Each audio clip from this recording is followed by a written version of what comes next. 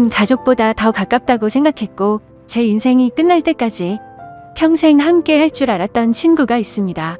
하지만 그런 친구에게 저는 결국 배신을 당하고 말았습니다. 친구와 저는 흔히 말하는 어릴 적부터의 친구 사이는 아니었지만 그 누구보다도 서로를 가장 잘 알고 가까웠다고 생각했고 또 의지했었던 사이였죠.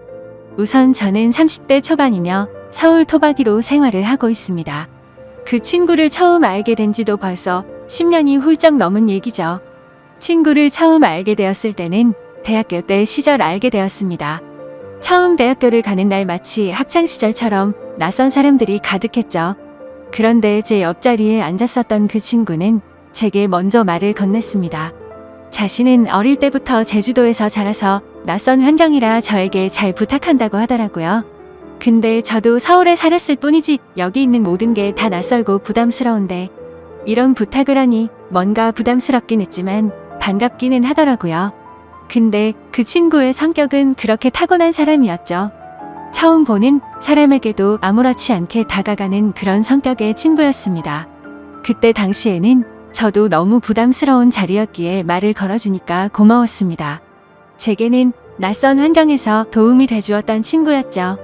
그 친구와 저는 어떻게 보면 아무도 모르는 낯선 사람들 가운데 처음으로 친구가 된 셈이었습니다. 그래서 같이 많은 시간을 함께 붙어 다녔고 결국 동아리까지 같이 들어가게 되었습니다.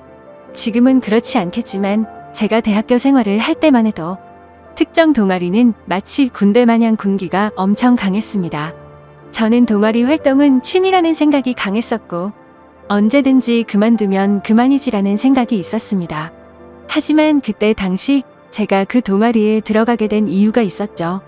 왜냐하면 지금의 제 아내가 그때 제가 짝사랑했었던 여자였습니다. 대학교에 오자마자 반했던 여자였죠. 저희 학과 특성상 대부분 남자들이어서 그런지는 모르겠지만 제 아내는 그때 당시에 몇 명 안 되는 여자들 중에서도 아주 인기가 많았죠. 지금에서야 하는 말이지만 저 말고도 고백을 많이 받았다고 했던 걸 들었습니다. 아무쪼록 저는 신입생 환영회에서 제 아내를 처음 만나게 되었고 예쁜 외모에 밝고 털털한 성격에 첫눈에 반하게 되었습니다. 그래서 가까이 지내고 싶었고 매일같이 보고 싶었죠. 하지만 평상시에 마주치고 싶어도 잘 보이지가 않더라고요. 그래서 저는 도대체 왜 잘 보이지가 않나 싶어서 원인을 찾아봤습니다. 알고 보니 제 아내는 학과 생활보다도 동아리에 더 뜻이 깊었던 건지 수업 시간 외에는 늘 동아리에 있더라고요. 그래서 잘 보이지 않는 이유가 동아리 때문이란 걸 알게 된 후로 저는 그 동아리에 가입을 하게 되었습니다. 근데 제 친구도 제가 가입한 동아리를 따라서 가입하더라고요. 그때는 단순히 저를 따라서 가입한 걸로만 알고 있었습니다. 그것도 10년이 넘게 그런 생각을 갖고 있었던 거죠. 그때 당시에는 많은 게 즐거웠습니다. 성인이 되고 나서 술을 마시는 것도 새롭고 즐거웠고 동아리에 가서 스트레스를 받을지언정 제가 사랑하는 아내를 매일같이 볼 수 있었으니깐요. 그런데 그런 마음만 가지고 적성에 맞지 않는 동아리에서 오랜 시간을 보내기에는 많은 고통이 뒤따르더라고요. 제가 동아리에 별로 관심이 없는 걸 알아챘는지 바로 윗기수의 남자 선배 한 명이 어느 순간부터 저를 자꾸만 건들더라고요. 니까짓 게 왜 여기 와서 물을 흐리냐. 이따위로 시간 때울 거면 꺼지라고 하더라고요. 저는 자존감이 너무 무너졌고 화가 나서 그만둬버릴까라는 생각을 한두 번 한 게 아니었습니다. 하지만 제가 좋아하던 아내가 동아리에 있었기에 차마 그럴 수가 없었죠. 그러다 저는 선배가 하는 말에 도저히 참지를 못했고 큰 각오를 하고 결정을 했습니다. 내가 나가는 일이 있더라도 고백은 하고 나가겠다라고 말이죠. 그래서 고백을 하려고 몇 날 며칠을 기다렸습니다. 그러다 때마침 고백을 할 수 있는 기회가 생겼죠. 저는 시험 기간이라 공부를 했고 밥을 먹고 잠깐 잠이나 잘까 해서 동아리 방에 들렸더니 제 아내가 혼자서 동아리에서 있었던 거죠. 그래서 저는 무조건 오늘 고백을 해야 하는 기회이구나 싶었고 제 진심을 담아서 고백을 하게 되었습니다. 하지만 그 말을 듣더니 곧장 아내는 장난치지 말라며 저의 고백을 거절했었죠. 그래서 저는 장난으로 하는 말이 아니고 당신 때문에 관심도 없는 동아리에 가입까지 했다고 말했습니다. 그러자 아주 오랫동안 깊은 생각에 잠겨서 고민을 하더라고요. 그러면서 자신은 고민할 게 있다면서 생각을 해보고 대답을 해준다고 했습니다. 그날로부터 일주일 정도를 기다렸습니다. 제 아내는 저의 고백을 받아주게 되었고 저희는 교제를 시작하게 되었죠. 그 이후 저는 동아리를 탈퇴하려고 했지만 여자친구가 여기에 있는데 다른 남자들이 찝쩍거릴 것 같아서 결국 끝까지 버텼었죠. 하루하루가 행복했었고 대학교를 오기 잘했다고 생각했습니다. 첫눈에 반했던 여자와 연애를 하게 되었고 평생을 함께할 만큼 마음의 단짝이라고 생각되는 절친한 친구가 생겼으니깐요. 저와 아내는 자연스럽게 친구도 함께 자주 다니게 되었습니다. 그러다 결국 저는 군대를 가게 되었고 친구는 미국에서 출생만 한 미국 시민권자였기에 군대를 면제받게 되었죠. 저는 친구에게 말했습니다. 여친에게 다른 남자들이 절대로 찝쩍거리지 못하게 잘 부탁한다고요. 그러자 친구는 그런 걱정은 하지 말라며 건강히 잘 다녀오라고 했고 저는 그렇게 군대를 가게 되었습니다. 제 아내에게는 정말 미안하고 고마웠습니다. 서로 만나게 된 지 1년밖에 안 됐을 때 혼자 내버려두고 가야 했기 때문이죠. 그리고 인연을 한결같은 마음으로 기다려주는 모습에 제가 평생 책임을 져야겠다 생각을 했습니다. 그렇게 저와 아내는 군대를 다녀온 시간을 포함해서 5년이라는 길다면 긴 시간 동안 교제를 하게 되었고 곧바로 결혼을 하게 되었습니다. 그리고 나서 제 친구는 제가 결혼을 한 뒤로 자신의 고향인 제주도로 다시 돌아가게 되었죠. 친구는 제주도로 돌아가게 된 후에 부모님의 지원을 받아서 해양 레저숍을 운영하더라고요. 그렇게 사업을 성공적으로 이룬 친구는 젊은 나이에 억대가 넘는 연봉으로 성공한 삶을 이루었고 저는 그저 그런 평범한 직장에 취직을 하게 되었습니다. 그렇게 친구는 1년에 한 번 정도씩 얼굴을 보게 되었죠. 하지만 너무 친했던 친구라서 아주 오랜만에 보더라도 어제 만난 듯이 전혀 거리낌이 없었고 저희는 늘 그렇듯 우정을 다져가고 있었습니다. 그러다 얼마 전 친구는 이번에 비즈니스상 미팅이 있어서 서울로 온다고 하더라고요. 반가운 마음에 아내의 허락도 구하지 못한 채 저희 집으로 꼭 오라고 말했습니다. 막상 말하고 나서 끊고 난이 아차 싶더라고요. 그래서 아내에게 어렵게 말을 했죠. 성원이가 다음 주에 서울 올라와서 집으로 오라고 했는데 괜찮으라고 하자. 아내는 잠깐 멈칫하더니 응 그럼 괜찮지라고 대답을 하더라고요. 저는 아내가 이해를 해주어서 다행이구나 싶었습니다. 며칠이 지난 뒤 친구는 서울로 올라오게 되었고 일을 마치고 저희 집으로 찾아왔습니다. 아내는 친구에게 간단히 인사를 하고는 술상을 차리러 갔고 친구와 저는 오랜만에 만나서 시간 가는 줄도 모르고 술자리를 가지게 되었죠. 그렇게 한창 술을 마시고 자고 일어났더니 친구는 여전히 잠을 자고 있었고 저는 늦잠을 자버리는 바람에 정신없이 출근을 했습니다. 그리고 나서 퇴근을 하고 집으로 들어갔더니 친구와 제 아내가 마주 앉아서 밥을 먹고 있더라고요. 저는 친구에게 내려간 줄 알았더니 아직 안 갔어? 라고 묻자 친구는 아직 일이 덜 끝나서 며칠만 더 있다가 간다고 하더라고요. 그러자 아내는 서울에 아는 사람도 없고 여기에 친구가 있는데 굳이 딴 데 가지 말고 저희 집에서 머물러도 된다고 말하더군요. 친구는 너무 민폐가 아니냐며 괜찮냐고 하는데 뭐라고 하겠습니까? 아내도 괜찮다고 하는데 친구가 되어가지고 다른 데 가서 자라고 할 수도 없었죠. 저도 네가 괜찮으면 여기에서 지내도 된다고 했고 친구는 곧바로 고맙다고 대답을 했습니다. 아내는 저도 앉아서 같이 밥 먹자며 밥을 차려주는데 뭔가 기분이 이상하더군요. 열심히 일하고 집에 들어왔더니 아무리 친구라지만 아내와 단둘이서 밥을 먹고 있다는 게 찜찜했습니다. 하지만 제가 너무 과하게 생각하는 거 아닌가 싶어 그냥 그러려니 할 수밖에 없었죠. 옷을 갈아입고 식탁에 앉으니 비싼 한우가 놓여져 있었고 온갖 음식이 푸짐히 차려져 있더라고요. 저는 아내에게 이게 뭐냐고 묻자 친구가 대답하더라고요. 제 아내가 먹고 싶어 해서 아까 같이 장 보다가 자기가 샀으니 부담 갖지 말아달라고 했습니다. 그래서 둘이 같이 장도 보러 갔다 왔냐고 묻자 친구는 술도 깨고 산책도 할 겸 같이 다녀왔다고 하더군요. 아무리 친한 친구라도 그렇지 이건 아니다 싶었고 그때부터는 기분이 좋지가 않았습니다. 그리고는 그날은 평소에 술은 입에도 대지 않던 아내도 합세하여 셋이서 술을 마시게 되었죠. 어느 정도 술이 들어가자 갑자기 아내는 친구에게 온갖 칭찬을 하더군요.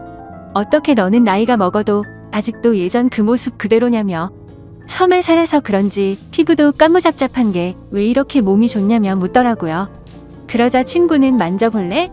하면서 힘을 주더니 그걸 또 만져보고 아내는 좋다고 웃더라고요. 그때부터는 그냥 기분이 더러웠습니다. 남편을 옆에 두고 이것들이 무슨 짓거리인가 싶었죠. 저는 조용히 술만 마셔댔고 친구와 아내는 약간은 제 눈치를 본 건지 화제거리를 돌리더군요. 아내는 친구에게 요즘 경기도 안 좋을 텐데 제주도에도 피해가 크지 않냐며 물었고, 친구는 자신이 하는 사업은 관광지 특혜를 받아서 그런지 크게 영향을 받지 않아 딱히 문제가 없다고 하더라고요. 그러면서 다음에 저와 같이 여행을 오면 풀코스로 관광을 시켜준다고 하더니 다른 거 걱정 말고 비행기만 타고 넘어오라며 말하더군요. 아내는 그 말에 좋다고 싱글벙글 웃는데 그때 저는 할 말이 없었습니다. 사실 아내에게 미안한 일이 있었던지라 거기다 대고 제가 뭐라고 말도 못했었죠. 결혼하고 얼마 지나지 않은 시점에 저는 지인의 권유에 투자를 하게 되었고 결국에는 사기를 당했습니다. 그때는 아내에게 조금 더 안락한 삶을 살게 해주고 싶은 마음에 과감히 투자를 했지만 오히려 빚더미에 앉게 만들어서 생활을 더 힘들게 만들어버렸죠. 그래서 비싼 한우 같은 건 꿈도 꾸지 못했고 여행이라고는 신혼여행 이후로 단 한 번도 가지 않았으니 저는 도저히 할 말이 없었습니다. 기분도 좋지 않고 화를 내기도 애매한 마음에 그만 자리를 끝내고 싶었죠. 그래서 저는 제가 자리에서 일어나면 술자리가 끝날 줄 알고 말했습니다. 오늘은 피곤해서 먼저 일어날게라고 했더니 친구는 벌써 자려고? 아쉬운데 조금 더 마시지 하더니 그럼 피곤할 텐데 먼저 들어가서 쉬어 우리는 조금만 더 마실게라고 하더군요. 그러자 아내도 일어날 생각이 없는지 내일은 지각하지 말고 알람 꼭 맞춰놓고 자라고 하더라고요. 속으로 진짜 부글부글 끓었습니다. 자존심이 상해서 다시 앉기도 뭐했고 그냥 샤워를 해버리고는 자러 먼저 들어갔습니다. 그런데 그 기분으로 잠이 올 리가 없죠. 자정이 다 되어갈 때까지 그 둘은 하하호호 웃으며 떠드는데 친구고 뭐고 엎어버릴까 싶었지만 너무 쪼잔해지는 것 같아서 그냥 참고 있었습니다. 그렇게 잠에 못 들고 누워있는데 갑자기 작게 들리던 소리조차 들리지 않더라고요. 그러더니 1분 정도가 지나자 의자 빼는 소리가 들렸고 설거지를 하는 소리가 들렸습니다. 그래서 저는 물을 마시는 척하면서 거실로 나가봤더니 아내는 설거지를 하고 있었고 친구는 보이지가 않았습니다. 친구는 어디 갔냐고 물었더니 담배 피러 나갔다고 하더니 저보고 아직 안 잤냐고 묻더라고요. 저는 목이 말라서 잠이 깼다며 물을 마시고 방으로 들어갔고 아내는 설거지를 끝마치고는 방으로 들어오더군요. 그날 밤 저는 자는 둥 마는 둥 너무 짜증이 나서 잠을 뒤척였고 다음날 굳이 자고 있는 친구를 깨워서 집 밖으로 데리고 나왔죠. 친구에게는 거짓말이라도 해서 내보내야 되겠다 싶어서 말했습니다. 진짜 미안한데 아무래도 아내가 조금 불편해하는 것 같다고 했더니 친구는 나 그랬구나. 내가 너무 눈치가 없었지라며 미안하다고 하더군요. 그러더니 어차피 오늘 저녁에 내려가려고 했다면서 미팅 다녀와서 저녁에 들어올 것 같은데 그때 짐 챙겨서 나간다고 하더라고요. 저는 그래서 오늘 나도 외부 미팅이 있어서 저녁에 얼굴은 못 볼 것 같다고 했습니다. 항상 미팅 끝나고 술자리를 하는 자리라 늦을 것 같은데 조심히 내려가라고 미리 작별 인사를 했습니다. 그렇게 인사를 마치고 친구는 미팅이 있다면서 택시를 타고 갔고 저도 회사로 출근을 했습니다. 그런데 괜히 쓸데없이 늦게 들어간다고 말한 것 같아서 계속해서 찜찜하더라고요. 오늘 외부 미팅을 갔다가 술자리를 가지면 절대로 빠질 수가 없는 자리였기 때문이죠. 그러면서 어제 아내와 친구가 나눴던 대화도 다시 떠올랐고 참아해선 안 될 상상까지 들더라고요.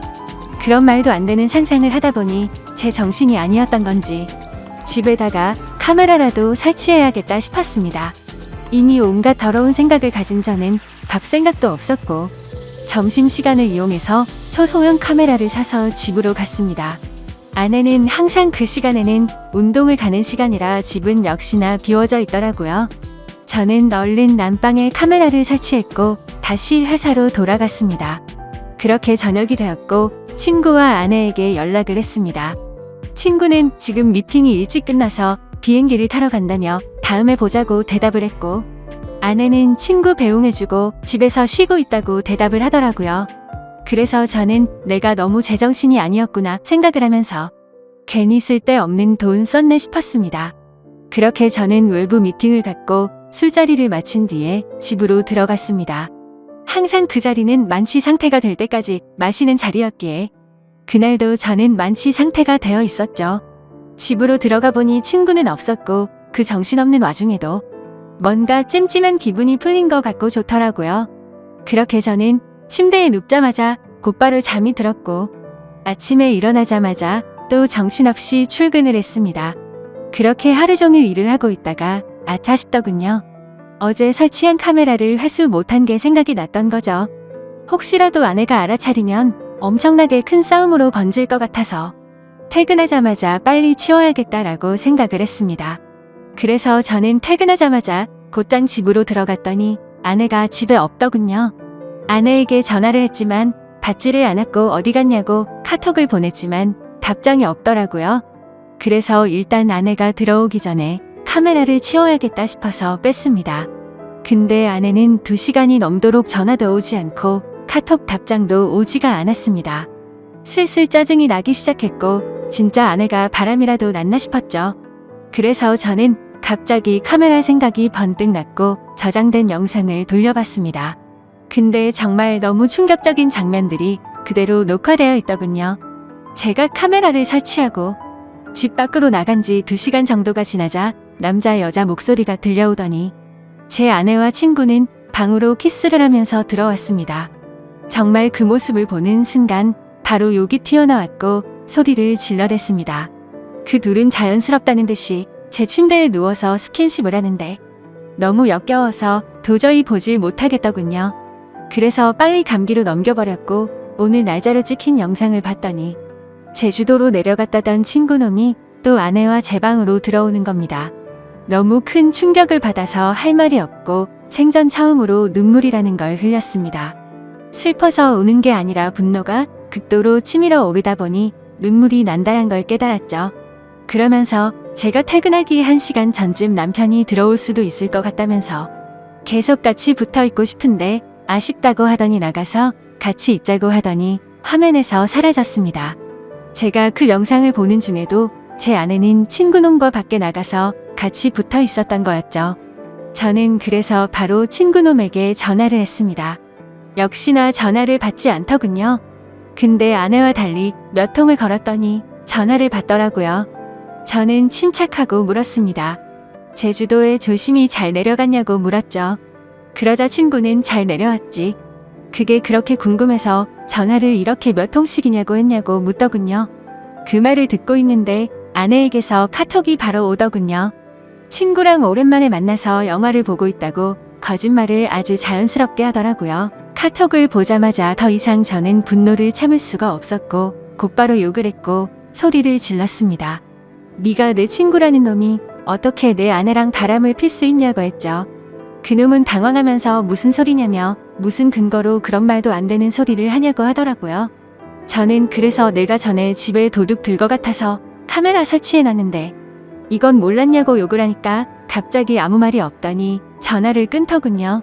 아내도 곧바로 카톡이 더 이상 오지 않았고 2명 다 전화며 카톡이며 제 연락을 무시하고 받지를 않고 폰을 꺼버렸습니다. 이게 바로 며칠 전에 벌어진 말도 안 되는 상황입니다.